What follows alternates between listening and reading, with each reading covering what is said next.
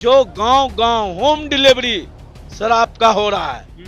आज लोग जहरीली शराब पीने को मजबूर है।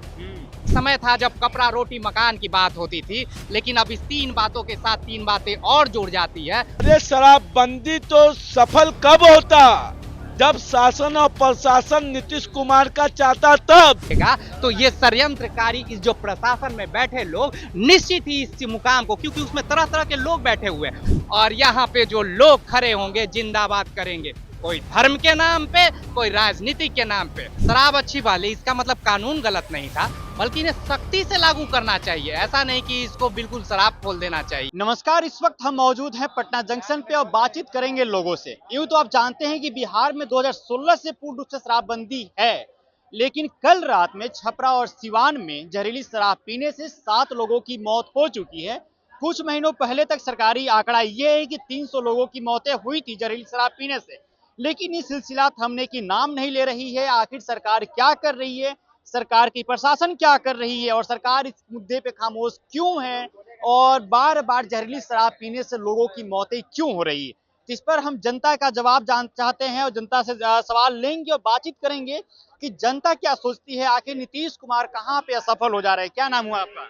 राकेश पटेल। राकेश जी, आप जानते हैं बिहार में 2016 से ही शराबबंदी है पूर्ण रूप से, लेकिन उसके बावजूद भी लोग जहरीली शराब पीने से मर रहे हैं। आखिर शराब कहाँ से आ रहा है बिहार में? सर, कहाँ से आ रहा है? ऐसी हर कानून बनती है और उस कानून ऐसे हर कानून बनते हैं। कानून बनने का ये मतलब नहीं होता है कि वो चीज पूरी तरह से रोक दी जाती।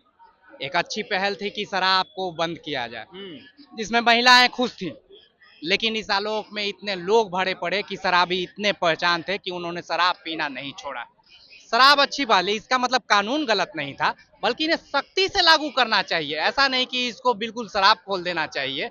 आज जो शराबबंदी था वो बिल्कुल सही है, वो सामाजिक परिवेश में देखिएगा तो सही है। हाँ, राजनीतिक परिवेश में जब देखिएगा तो अपने अपना समीक्षा लोग करने लगेंगे, क्योंकि हमें वोट बैंक की राजनीति करनी है। एक समय था जब कपड़ा रोटी मकान की बात होती थी, लेकिन अब इस तीन बातों के साथ तीन बातें और जुड़ जाती है। वो है शिक्षा, स्वास्थ्य, रोजगार। कुल मिला के 6 बातें हो गई। राजनीति में बात इस 6 बिंदुओं पे होनी चाहिए, लेकिन हम मुद्दों से भटकाने के लिए वैसे वैसे बात लेके आते हैं जिससे कि लोगों का कल्याण न हो। राजनीतिक परिचर्चा और चर्चा होते रहे और नेता वही नेता की बात कर रहे हैं जिनकी बेटा तो विदेश में पढ़ेगा और यहाँ पे जो लोग खड़े होंगे जिंदाबाद करेंगे, कोई धर्म के नाम पे, कोई राजनीति के नाम पे। पता करो कि वो नेता विधायक बना, उनके बेटे कहाँ हैं इस चीज में अमल देने। शराब की बात करने के लिए उनके बेटे कहाँ हैं? उनके लिए दिक्कत नहीं है, परेशानी हम आप में है। तुम झंडा उठाओ, तुम शराब पियो, तुम शराब को बंद कर दो। हाँ, हमारे दिक्कत है क्योंकि हम गरीब हैं। गरीब और अमीर की फासलाओं के बीच ये शराबबंदी आ जाती है। जो एक सही पहल करते हैं तो इसे गलत और नाजायज ठहराने के लिए न जाने कितने लोग दबाव देने लगते हैं, क्योंकि वो पूंजीवादी लोग हैं, पैसे वाले लोग हैं, षड्यंत्रकारी लोग हैं। तो इसी लेवे में हर शराबबंदी पुनः सही है। इससे बहुत ही अगर मिल रहा है तो ये बहुत घातक है। इससे पूरी जोरदार तरीके से इस बंदी को कायम करना चाहिए। हम ही नहीं, हमारे साथ महिलाएं जो काम करती हैं, दलित 4000 महिलाएं मेरे साथ काम, वो हर व्यक्ति से आपको हम पूछवा देंगे तो वो हर कोई खुश है शराब, जबकि वो शराब का व्यापारी भी करते हैं। शराबबंदी कानून बहुत सही है, लेकिन सख्ती से इसको क्यों नहीं इस पर लागू किया गया? सख्ती से आगे प्रशासन क्या कर रही है? नीतीश कुमार चुप क्यों बैठे हैं इस पे? हाँ बिल्कुल, इस बात पे एक हो सकती है क्योंकि हम किसी नेता से जुड़े नहीं, हम आरटीआई एक्टिविस्ट हैं। इस बात पे हम राजी हो सकते हैं कि हाँ, शराबबंदी की ढिलाई है और इस ढिलाई का नाजायज फायदा प्रशासन उठाती है कि इसने कमाई का जरिया बना दिया है। इसी कमाई के जरिए से अपने बेटे को पढ़ाते हैं। उन्हें पता नहीं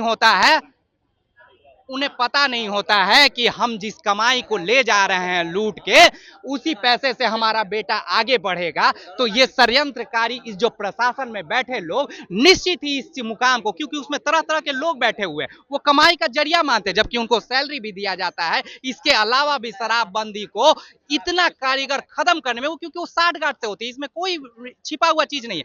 हाँ, सख्ती से लागू जरूर करना पड़ा। नीतीश जी का एक पहल है, नीतीश जी का सोच जरूर है, लेकिन उसके आसपास के उसी संरचना उनके नीतीश जी के बैठा हुआ है कि शराबबंदी को कमाई का जरिया बना चुका है। उसमें कई तरह के दलाल से लेके राजनीति तक जुड़े हुए। फिर आएंगे आपके पास। क्या नाम हुआ आपका? मेरा नाम जाइएगा। मेरा नाम क्या शराबबंदी कानून है बिहार में?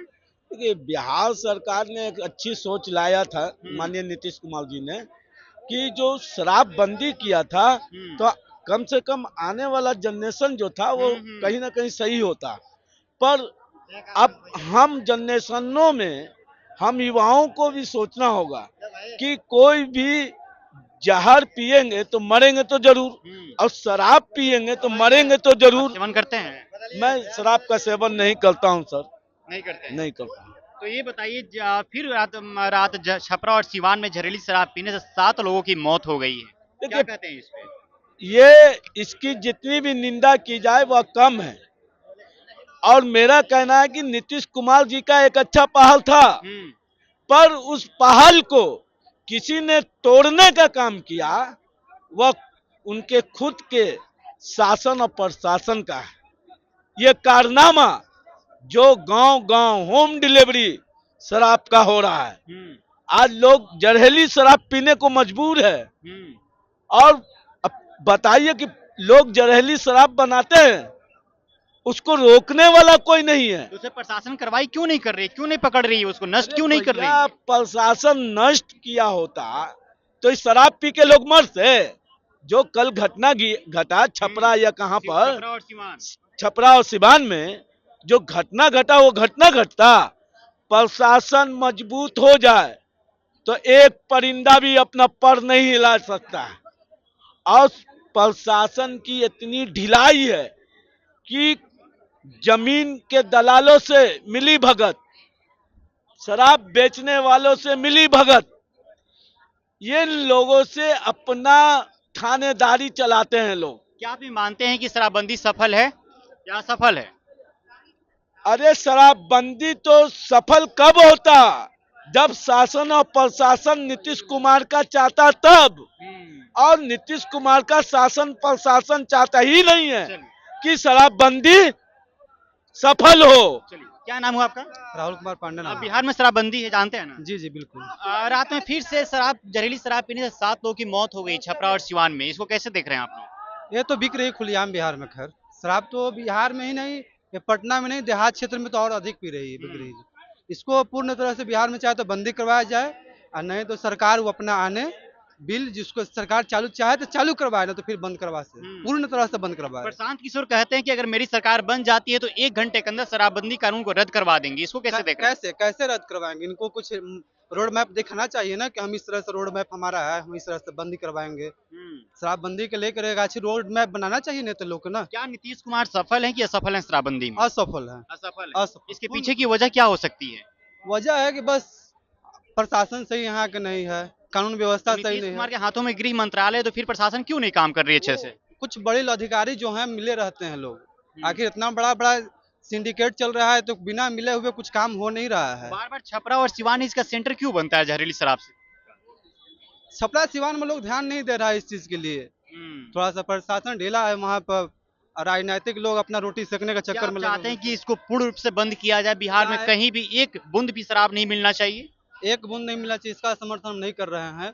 मिलना ही नहीं चाहिए बिल्कुल, एक बूंद तो बहुत दूर की बात है।